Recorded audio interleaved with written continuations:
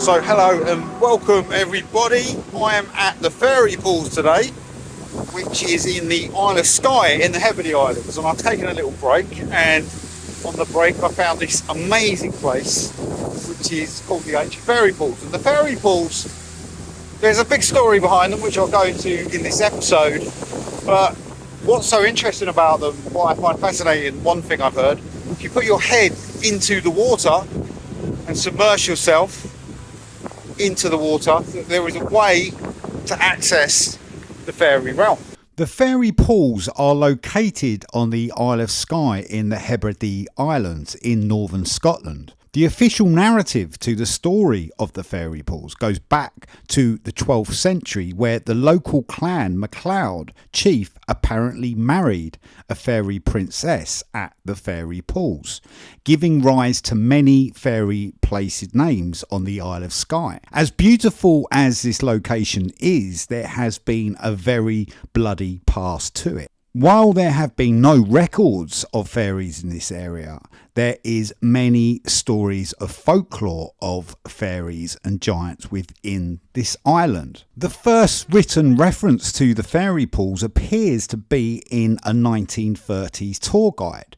Before this, it was referred to by its original Gaelic name, Coire na Creiche, meaning Coire of the spoils. Coire refers to a hollow in a mountainside.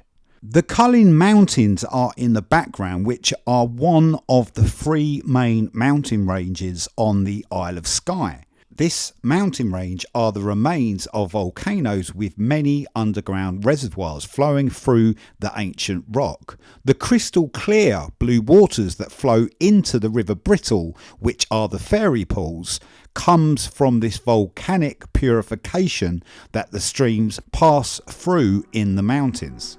It seems that a lot of streams meet around at this point, and just observing how the waters cross over, it's almost like they're mixing with each other, and that would create like a piezoelectric effect, you know, to actually generate a type of energy. And I just find this would certainly be a place that fairies may hang out. And I actually just dipped my head in the water as well with a little idea. Looked in crystal clear water when I put my eyes open as well.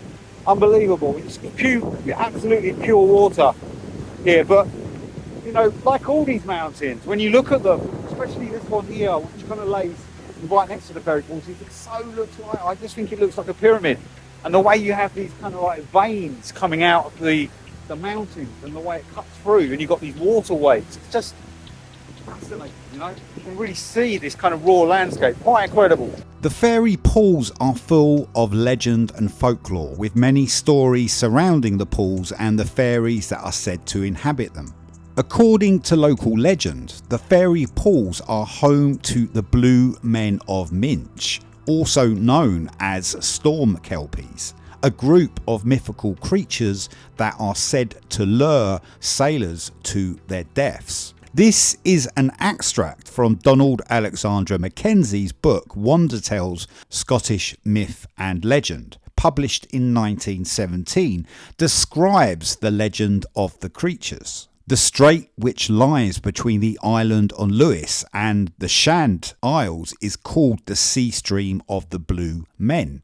They are human size and they have great strength. By day and by night they swim around and between the Shant Isles, and the sea there is never at rest.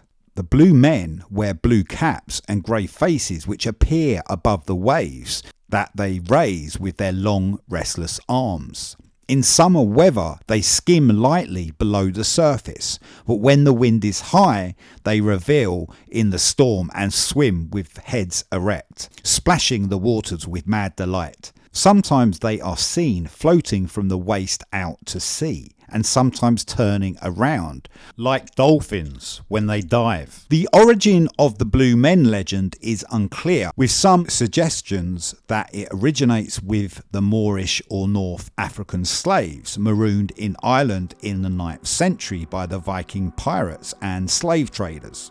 So this stone right next to the actual fairy pool, and I wonder actually in this whole area if they actually had little stone circles. I don't actually know from the location we're in, whether there are stone syllables, but it certainly would be around on the Isle of Skye. But that's an incredible old megalithic stone. The most popular legend of this island tells us that Skye was once the land of giants.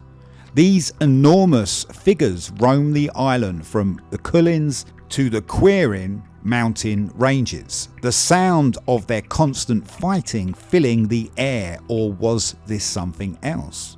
Maybe humans battling them? During one of these regular battles, a particularly large giant was slain on the Trotanish Peninsula, leading to the legend of the Old Man of Storr. The giant lived on the isle, and when he passed away, he was laid to rest with his thumb poking out of the earth. There are many stories surrounding this legend, but this isle certainly is connected with the ancient history of giants. The location of the Old Man of Storr was also a location used in the film Prometheus. Angus MacAskill was a giant who was born on the Isle of Skye in 1825 and grew to a mighty 7 foot 9 inches tall and was said to have enormous strength. In 1981, he was recorded in the Guinness Book of Records as the tallest true giant. Was there once a race of giants on this isle? Were these the giant lands? It wasn't until the Jacobite risings, which was a political ideology advocating the restoration of the Catholic House of Stuart to the British throne, led to the breaking up of the clans, then replaced entire communities with sheep farms, and some of these clans were involved in forced emigration to faraway lands.